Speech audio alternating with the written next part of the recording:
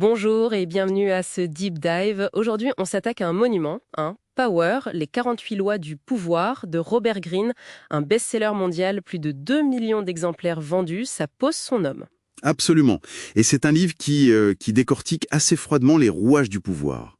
Greene s'appuie sur 3000 ans d'histoire, rien que ça. Oui, il a une formation en lettres classiques, c'est ça, et il compile la sagesse, ou disons les stratégies de plein de figures historiques. C'est tout à fait ça, des stratèges, des courtisans. L'idée, c'est d'extraire des leçons universelles sur le pouvoir. Alors, notre mission, si on l'accepte, c'est d'en extraire quelques pépites. Déjà, la préface lance une idée forte. Le monde d'aujourd'hui, même avec son vernis démocratique, fonctionnerait un peu comme les cours royales d'autrefois. Exactement. C'est le postulat de base. Greene suggère que la subtilité, la stratégie, le contrôle de soi, c'est ça qui compte vraiment.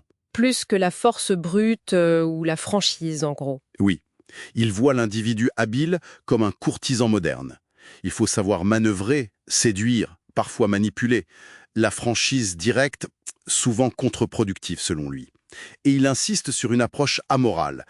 On regarde ce qui marche, pas ce qui est bien ou mal. D'accord, bon, allons-y, déballons ça. La loi 1, ne surpassez jamais le maître. L'idée, c'est de faire en sorte que nos supérieurs se sentent toujours brillants, de ne pas trop étaler nos talents au point de leur faire de l'ombre.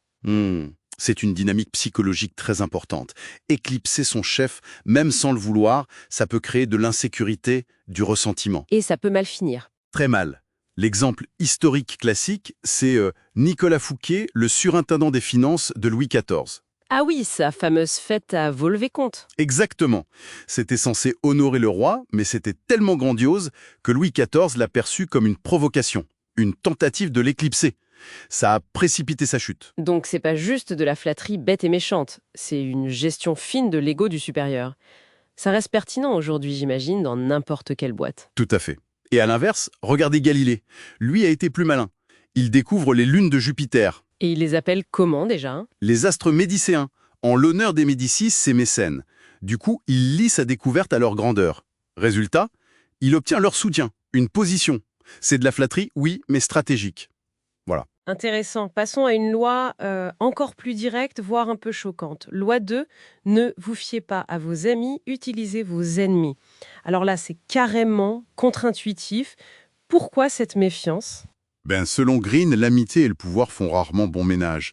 L'envie peut se cacher derrière l'affection, une faveur accordée à un ami peut créer du ressentiment ou un sentiment que tout lui est dû. Et si on embauche un ami? Il peut avoir l'impression d'être là par faveur, pas pour ses compétences. Greene cite l'exemple de Michel III de Byzance et de Basile, son palefrenier devenu conseiller proche. Oui. Basile devait tout à l'empereur, mais l'ambition l'a rongé et il a fini par l'assassiner pour prendre sa place. C'est une vision assez sombre des relations humaines quand même. L'amitié serait donc incompatible avec le pouvoir pour Greene? Il n'y a plus de place pour la confiance? Disons que, d'un point de vue pragmatique et historique, Greene observe que la loyauté d'un ami est souvent moins fiable que celle d'un ancien ennemi qu'on a su rallier. Ah bon? Pourquoi?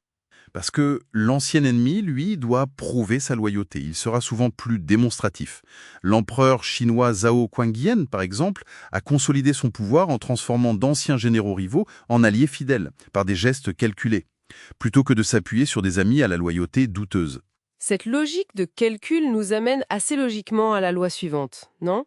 Si on voit s'y méfier même des amis. Loi 3. Dissimulez vos intentions. C'est exactement ça, oui.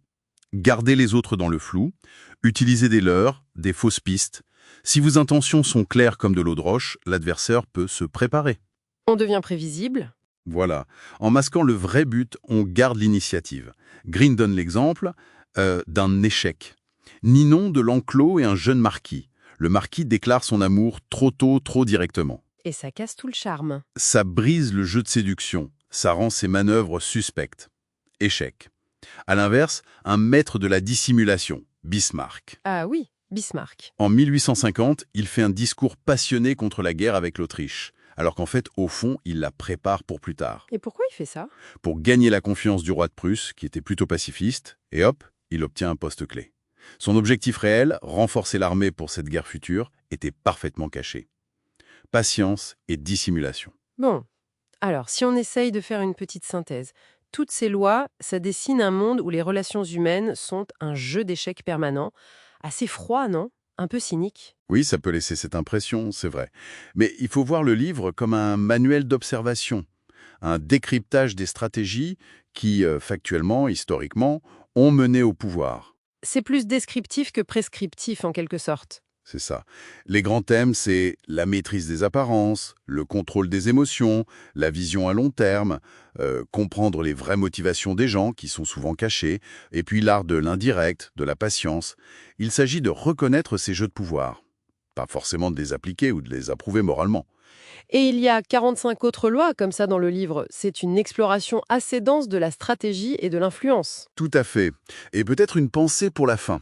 Au-delà de l'idée d'appliquer ou non ces lois, est-ce que le simple fait d'être conscient de ces dynamiques de pouvoir, souvent invisibles, ne pourrait pas déjà changer notre façon de voir nos interactions, au travail ou même dans la vie perso? Bonne question. De quoi réfléchir, en effet. C'était notre deep dive dans Power, les 48 lois du pouvoir de Robert Greene. Merci de nous avoir rejoints.